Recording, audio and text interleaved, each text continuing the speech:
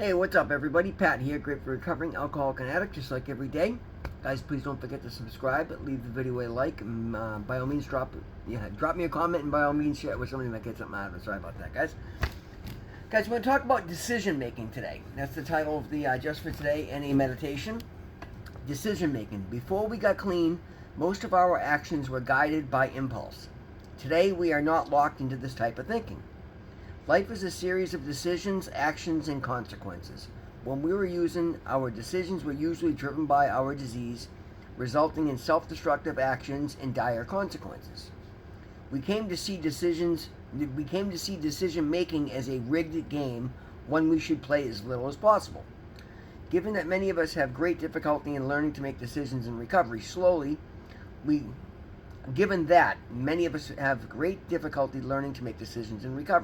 Slowly, we gain practice making healthy decisions, ones that give positive results.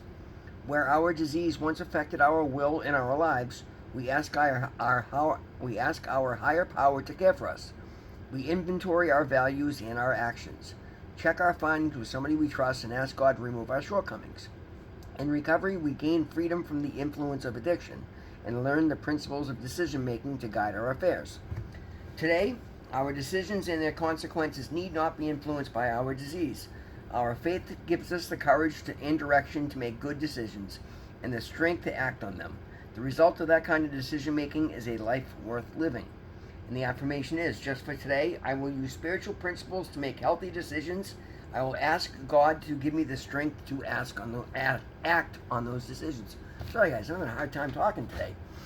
Allergies pretty bad today. But yeah, guys, that is one of the shockingly beautiful things about recovery, is the ability to make good decisions. And it has opened my eyes to just how poor my decisions were in the past. And the thing is, guys, when you're going through it, you don't always see that.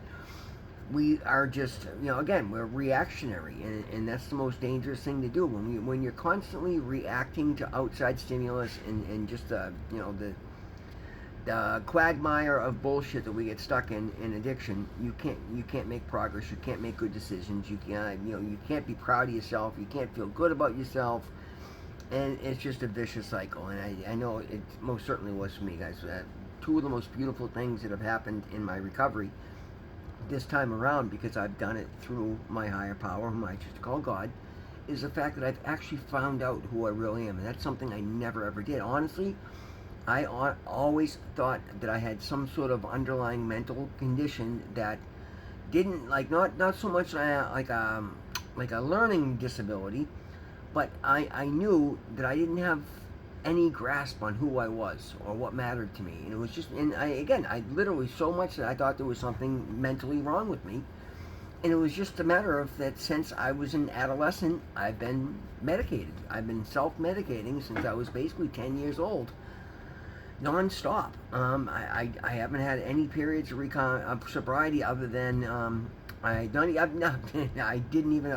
was locked up for a year, guys, and I didn't have a year clean. I was locked up for 2 years and didn't have a year clean. I did 6 months in jail and then 6 months in a halfway house, and I didn't make a year clean. And I typically would do good in a structured environment, but I still managed to fall, right? Now I'm just shy of 8 months of continuous sobriety on my own out here on the streets, and it's fantastic, guys. But in this 8 months, I've done more positive work than I ever have in the last 40 years, because the totality of the 8 months, I've been consistently and daily spiritually working on my recovery program, doing everything I can, guys. If you knew the extent of my recovery program, you'd be shocked. Not that anybody has to follow anything like this, but for myself, I realized very early on that literally everything about the way I thought, acted, and talked to myself, my entire baseline was broken. It was all put together wrong. I didn't have parents to teach me anything, and since I was 10 years old, I've been on my own. And coming up to those 10 years, my father was a drunk, and my mother was a gambling addict. All I saw was her rob, cheat, and steal, and lie to everybody, and my father just, had me serve him drinks and beat me. So, I didn't have any positive influence. but and worse than most people off the, I was a very gifted kid. Things came very easy to me. Like I could just learn a lot of shit. But because of that, I didn't have to take the learning curve that a lot of people do it. I did in figuring things out. So I never learned how to process a lot of things. And I'm not saying this is a, oh, woe is me. I'm just explaining how I got to be 50 years old and had a completely ass backwards, completely way of thinking. It was literally like, if you look, think of the software of a computer, I was running a compromised software system. Like my brain was not functioning properly, and I realized that just before I got into rehab, and particularly when I got into rehab, because I was being honest, I was getting introspective, and I was literally looking at my actions.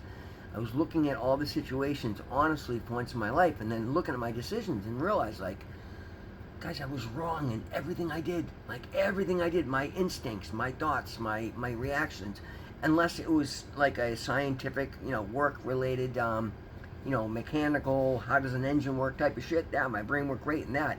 But as far as making my own personal decisions, putting myself first, seeing my own worth, like I was completely broken. So I shed all that, and I did so relatively. Like I thought I was going to be, in trouble for a long, long time trying to rethink. So I'm going to share a little bit of what I've done. And what I've done was I decided that I'm going to cut out TV, I'm going to cut out radio, I'm not going to watch the news, I'm not going to read newspapers. And all I'm going to do is read positive things, decision-making books, books on scientific prayer, uplifting spiritual guidelines. And that's literally what I've had to do, guys. For the last 8 months, that's all I've done. I've watched, like, the Super Bowl on TV. That's it. And I study for my class, and I study human psychology, and I've tried to figure out how it is my decision-making was so askew, and I've made huge strides. Now, that's my personal recovery, because for myself, that's what I was finally able to sit back and see what I needed. Guys, it was a leap of faith. I didn't know any of that. I wasn't diagnosed by anybody because, whatever, didn't need to be. But what I will say is that today, I love who I am. I know what matters to me now. I understand that I'm a good person. I understand that I have needs that I was ignoring, right? I understand that I just wasn't putting any worth and I understand now because I was told so many times that I was a crazy wild kid, I wouldn't live to see 30, that I never planned for a future. I never planned anything long term. I never thought of investing or saving or buying houses or, any of these things because I didn't plan on living long enough, honestly, and that's really sad. But this isn't a pity party. This is just a matter of that's where my brain was. That's how I got to where I was. Now, because I started finding ways to make good decisions, and I started at the very, very, very beginning, guys. In the beginning, I literally had to do everything opposite my instinct. But I done it through prayer, meditation, and seeking to help others, putting my own needs first, and then standing up to anybody that tried to take advantage or tried to get me into an old behavior. My relationship with my higher power has grown to be the closest relationship that I have. My relationship with self, I've come to love the person that I am, and now I'm willing to stick up for and fight for the person that I am, the things that I need. Because I've done that, I've shown God, and that's the thing, guys, that's showing respect to God, because God made me. So if I disrespect myself, I'm disrespecting God. And I've understood that, right? Now, again, this is just one man's opinion, but if you look at my life and you ask anybody that's known me before and after, they're going to tell you some pretty amazing things. It has made an amazing difference in my life. I'm on the fast track to extreme success. I've made up for 30 years of bullshit in 8 months. Guys, literally, I'm getting ready to buy property here in Somerville. They're $1 million starting prices. And I'm actually fixing my credit. I got the down payment. I've got people in place. I've got the relationships. And I'm not rushing out to do so. I'm just saying, that's how quickly you can change your life. I make money at a rate that is shocking to me because I'm not chasing money and going after it. I'm getting up every day and I'm looking at the opportunities I have and I'm thinking them through. I'm planning them out to see where I'm going to end up if I take this action. And then I take the best action for me and those around me.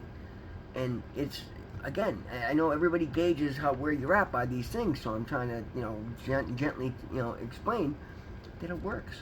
Guys, it's amazing. And that's the thing. I would have sat there and said, well, I can't do this. And I used to be one of those people, well, I can't do this because of this, that. None of that matters, guys. When you burn your life to the ground, when you turn your will over to your higher power, anything that is a problem, like, guys, I've got a criminal record. Like, I don't even want to throw a number out there, but I know I've been sentenced to prison 15 plus times. I know I was homeless for almost 4 years on the streets. I know, like, I've got something like 75 or 80 arrests or 60 convictions. Like, those are usually death sentences. They're not. They haven't stopped me from getting into Harvard University. They haven't stopped me from opening a business. They haven't stopped me from having 3 bank accounts. Haven't stopped me from having my truck. I'm paying everything back and taking care of my license going forward. Like, literally, there's nothing stopping me. And if anything, I've got people backing me that would normally be locking me up, but because I've done it the right way. Guys, if you work equally as hard as the obstacle pushing against you, it's simple physics. Like, the overwhelming strength is going to push back. It's going to prevail.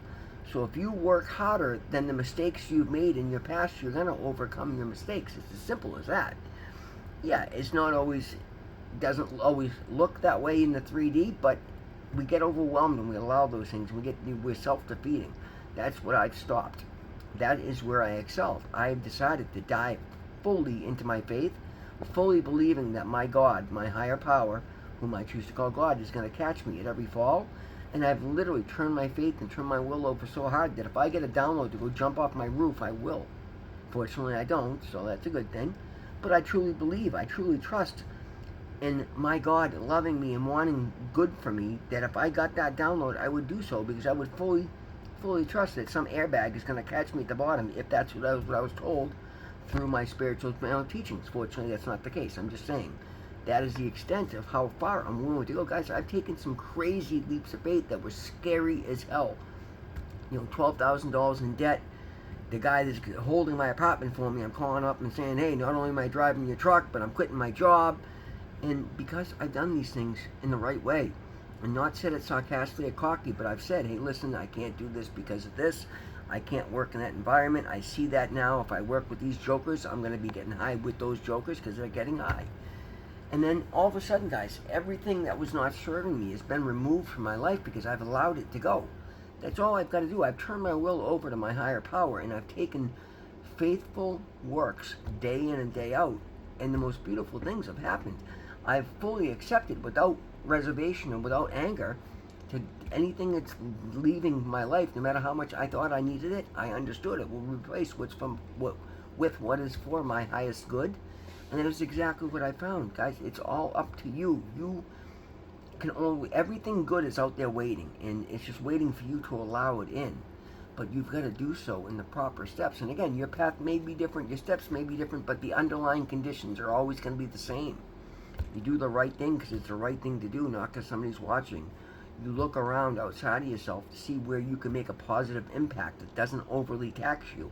And you don't have to go and give away money. I advise you not to, particularly those of us in recovery. We need our money. We need to get caught up with the shit that we're behind, unless you owe money to somebody. Guys, when I got the call from that drug dealer that day, knowing full well he was never going to stop hounding me, it was my last paycheck. I had no idea where my next dollar was coming from. After I paid off all my bills, I had like $50. I think I had $100 left, and I owed him $50. And when I ran out, I handed it to him. The first couple of days I was back at work, I had $20 in my pocket. That was literally the only $20 I had to my name, and I gave 10 of it to 2 homeless people, 5 and 5. And literally, because I was literally just listening to a spiritual podcast that said anything you give in charity will come back to you tenfold. Guys, I took that leap of faith. It wasn't 20 minutes later I find a $100 bill on the ground in the midst of people begging. Like, it was literally God telling me, you're on the right path. I'm showing you that you're doing the right things. And that's all that's happened, and it's continued to happen. And so I continue to dive deeper. And as I've gotten stronger and I've gained information, I continue to test myself and challenge myself to step further and further, because it's allowing me to show the world who I really am. I'm slowly learning who my higher self really is, who the person I was meant to be is. I don't have all the answers yet, but I certainly know I'm on the right track, because everything in my life is a billion times better than it's ever been for the last 40 years. I like who I am today. I like the things that I do today. I enjoy, and again, I'm not perfect. I catch myself constantly, but it's so easy now. I do a lot of driving for work. I'm running around when I hit traffic and somebody cuts me off and people being ignorant. I find myself starting to get aggravated, and I immediately stop and go, Why? I'm just driving somewhere. Is 5 minutes going to make a difference? Am I going to allow somebody else's action to take me out of the alignment and to take away the beautiful blessings? Because our attitudes determine our realities, guys. So if we allow ourselves to get all stressed out, whatever I put my attention towards, I'm going to get more of. And I know it's true because I look at people all the time. There's somebody, it's funny, there's one person I talk about here on the channel all the time, my former boss, who still reaches out constantly. And as a matter of fact, he reached out this morning after all the bullshit he put himself through last week. I haven't even talked about because I don't want that somebody else's business I won't put out there, but it's a shitstorm. Brutal. And after all the bullshit he's going through, instead of calling me up and saying something nice or asking for help or anything, he calls me up this morning. He's like, hey, would you take me off the schedule to fix my father-in-law's car? Now, he doesn't know that I know he only wants me to fix his father-in-law's car because his father-in-law is bullshit that for the third time he got pulled out of that car last week and thrown in an ambulance for drinking and driving, caught an OUI in it, and then, so now he's trying to make me feel bad because the brakes don't need to get done. Actually, he wants work done on the car to appease the father-in-law for his bullshit, and he's trying to put that on me. And I don't accept that today. I called him right out on it. I said, no, listen, this is the deal. First of all, you still owe me $400. Second of all, the only person that calls me up and tries to get me off, anybody else calls me up, I tell them this is my schedule, this is when I'm available, and they say, okay, thank you. With you, it's always, well, that's a problem. Oh, I need this. Because everything he's doing is sideways. And I used to live that life, so I see it coming a mile away. He's trying to use me as one of his pawns to appease somebody else. I won't let that happen. I've tried to offer him help. I tried to talk to him about a substance abuse issue last week, and he told me he didn't have one, and I just stopped talking to him altogether. Like, guys, I can't allow that anymore. And it's funny, the only person I know that's still actively using is the only person that calls me that's a pain in my ass, that drives me crazy and wants special treatment every single time. That's addiction, guys. We've shed that. Don't ever pick it back up. You're doing so much better. If you put down the drugs and you put down the alcohol, let me take this moment to applaud you. I'm proud of you. I'm proud of me. I'm proud of the life that I'm leading. And that person's still in my life for God knows how long, till eventually he pisses me off or gets him, he blows himself up. But if now I take it as a reminder and I stay there to show him what happens on the other side of it. This is a man that was my boss 8 months ago that now I'm, flying past and leaving behind because he doesn't want to do what's right. And I'll be there to help anybody because that's what I do in life. But I'm not going to enable you, and I'm not going to let you, play your games at my expense. And before I touch his father-in-law's car, I want the rest of the money you owe me. So, that's because I trust and believe in myself today. And I'm showing my higher power that I understand that life is behind me. But that's there as a gentle reminder. Guys, making good decisions is paramount in recovery. And as we get sober, it gets easier and easier. In the beginning, you're going to always want to run everything you're thinking by somebody that's got a little more time than you or somebody you trust. Because it's not always easy for us to see just how screwed our thinking is. But if you continue to make good decisions day in and day out, they start to compound, they start to stack, and they start to become your baseline, your natural reaction, your basic instinct gets better and better. Life gets better and better. You get better and better. Guys, that's the lesson for today. Thank you so much for being here, guys. I love each and every one of you. Always remember, God loves you. I love you. We'll see you in the next one.